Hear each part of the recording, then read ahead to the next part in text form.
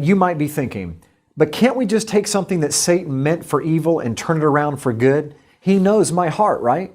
Leviticus 18:30 says this, "Keep my requirements and do not follow any of the detestable customs that were practiced before you came, and do not defile yourselves with them. I am the Lord your God."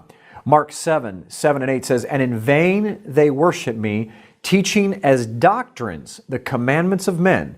For laying aside the commandment of God, you hold to the tradition of men." The question is if we're supposed to worship the Lord 24 hours a day, and we're supposed to put God on a pedestal where we worship Him, don't you think we should worship Him in the ways that He has asked us to worship Him, and not in the traditions of men? Certainly not the traditions of men that are connected to pagan fertility rites and the worship of the sun god.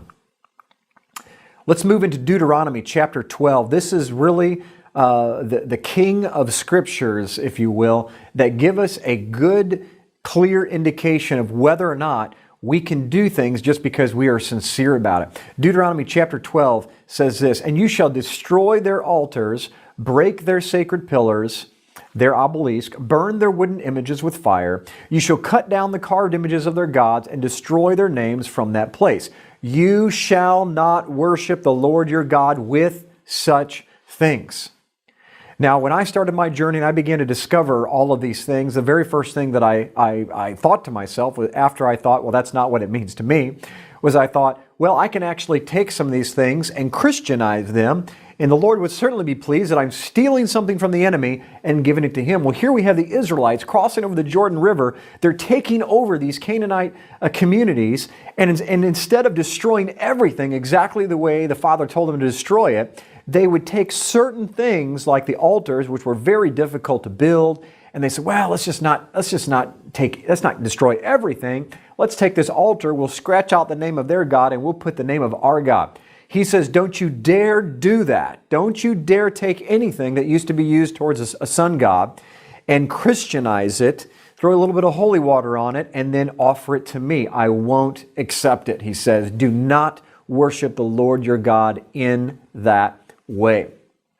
He says, you shall not at all do as we are doing here today, every man doing whatever's right in our own eyes.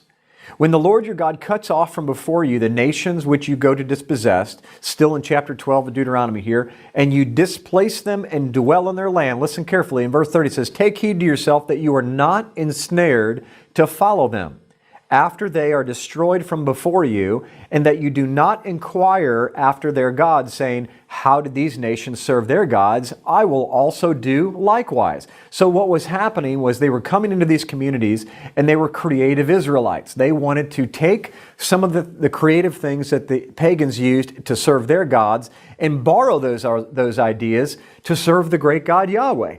And Yahweh has this to say about it. He says in verse 31, you shall not worship Yahweh your God, the Lord your God, in that way. For every abomination to the Lord which He hates, they have done to their gods. For they burn even their sons and daughters in the fire to their gods. Whatever I command you, be careful to observe it. You shall not add or take away from it. Period.